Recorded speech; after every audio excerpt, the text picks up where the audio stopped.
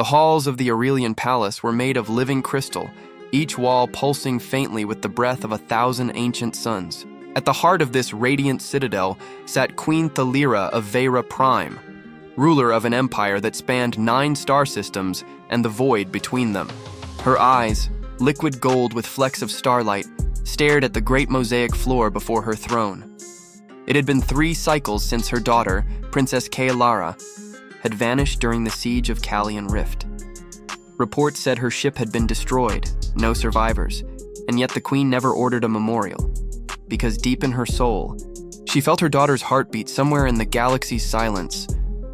The queen's grief, a storm of light, raged outside the palace dome. Electric blue clouds coiled around the twin moons, and the royal guards stood still as statues at their posts. Thalira stood alone on the balcony, her ceremonial armor glinting under the storm. The crystalline plates of her regalia shimmered like molten diamonds. Every night she came here to watch the skies, searching for the impossible. Her advisor, Lord Viner, approached silently. "Your Majesty," he said softly. "The fleet returns from patrol."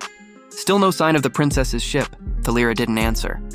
Her voice, when it came, was like music through tears. "She was born under a comet's cry, Viner. The stars themselves danced that night.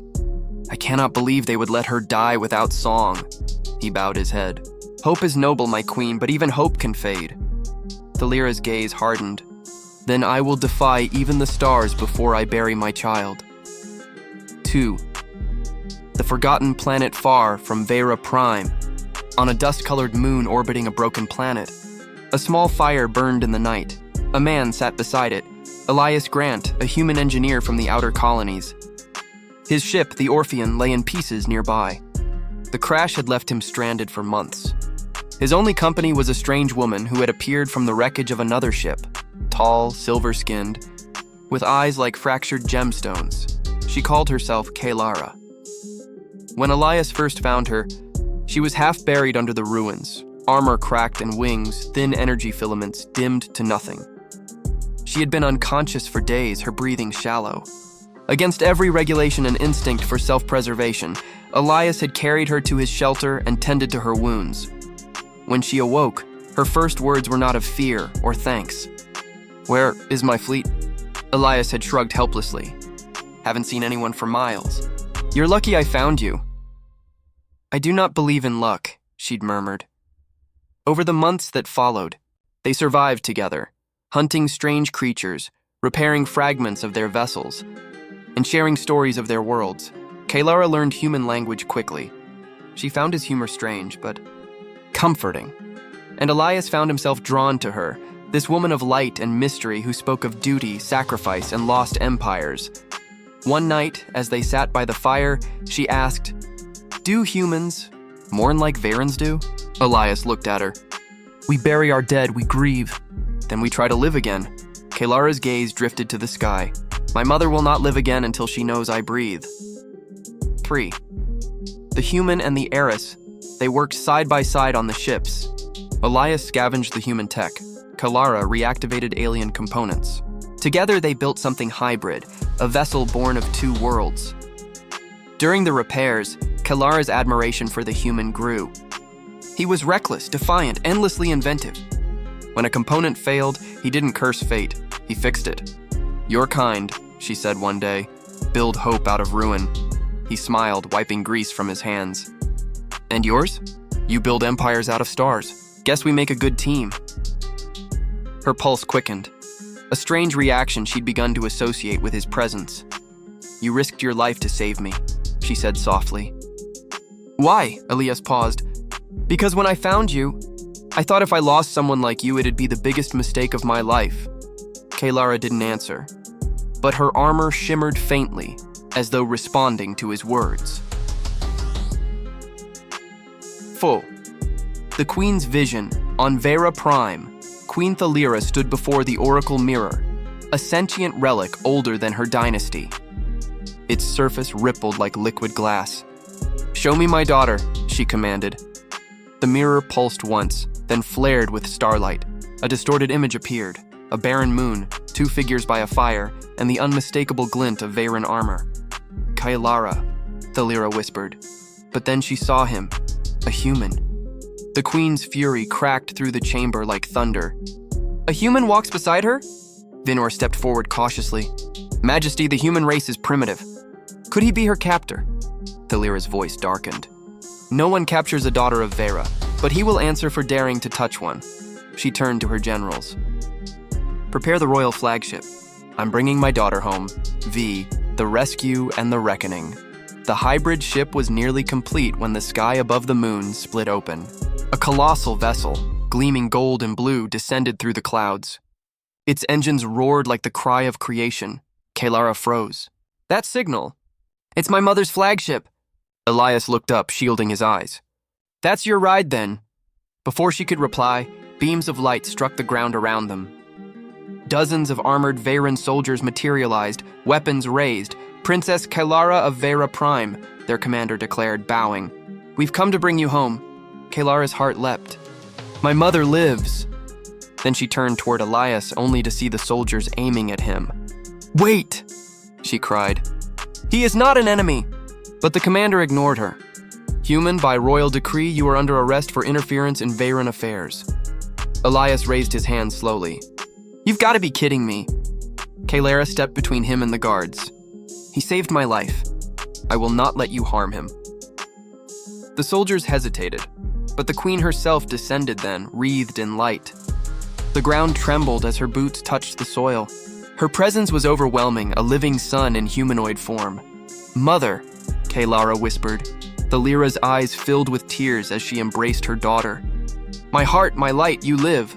But when her gaze shifted to Elias, her warmth vanished. This human stands beside you? Kalara straightened. He is the reason I live. Without him, your empire would mourn another grave. Thalira's voice was cold as crystal. Then he has served his purpose.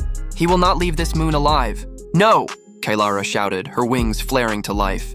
If you take his life, you take mine as well. The soldiers froze. No one had ever defied the queen like that, not even her generals. Elias looked between them, stunned. Kalara, don't... She turned to him. You once said humans live again after grief. If you die here, I will never live again. Thalira's eyes softened, just for a moment. You love him? Kalara bowed her head. I don't know what name your people give it, but yes. 6. The Queen's Choice. The Queen dismissed the guards with a single gesture.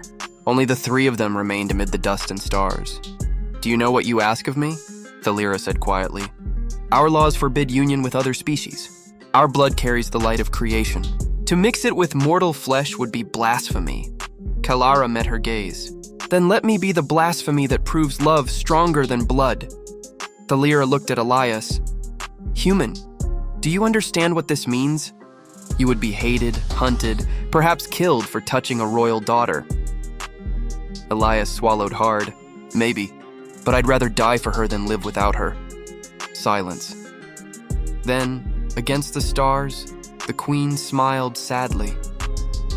You remind me, she whispered, of the man I once loved before I became a queen. She reached out and touched Elias's shoulder. Her hand glowed faintly. You have my daughter's light upon you. Perhaps the stars have chosen differently than I expected. 7. Return to the stars back, aboard the royal flagship. Kalara watched her mother from the viewport.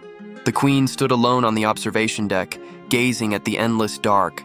Elias approached hesitantly. She still doesn't trust me, does she? Kalara smiled faintly. You've survived more than most ever do in her presence. That's trust enough for now, he laughed softly. Guess I'll take that. The ship surged into faster-than-light travel, streaking through the void toward Vera Prime. 8. The Council's judgment when they arrived. The High Council of Vera convened immediately. 12 luminous figures encircled the throne. Your Majesty, one of them declared, this human must not remain on our world. His presence endangers our traditions, Thalira rose. And yet he preserved my daughter's life when our own armies could not. Would you condemn honor itself because it wears a different skin? Murmurs spread through the chamber. Kalara stepped forward. Elias Grant is no threat. He is proof that the light exists beyond our species, that even in distant worlds compassion endures. Elias stood silent, eyes steady. Finally, Thalira raised her hand. The council will remember this day not as a breach of law, but as the dawn of something new. The Varen Empire owes a debt to the human who saved its heir. She turned to Elias. You may remain on Vera Prime, as guest, not prisoner. The hall erupted in astonished whispers. Kalara smiled, tears in her eyes. Elias exhaled slowly, his hand brushing hers in silent gratitude. Night. Epilogue. 2 suns months later. On the palace balcony, Kalara and Elias watched twin suns rise over the crystalline spires. The queen joined them quietly. When I believed you dead, she said, the stars seemed cold. Now I see they were only waiting. Kalara turned to her. You forgive us? Thalira smiled. There is nothing to forgive. The universe itself bends toward love. Even I cannot command it otherwise. She placed her hand over theirs. Remember this, both of you. Empires fade, but the light you share will outlast the stars. As dawn bathed the palace in gold, Elias lay,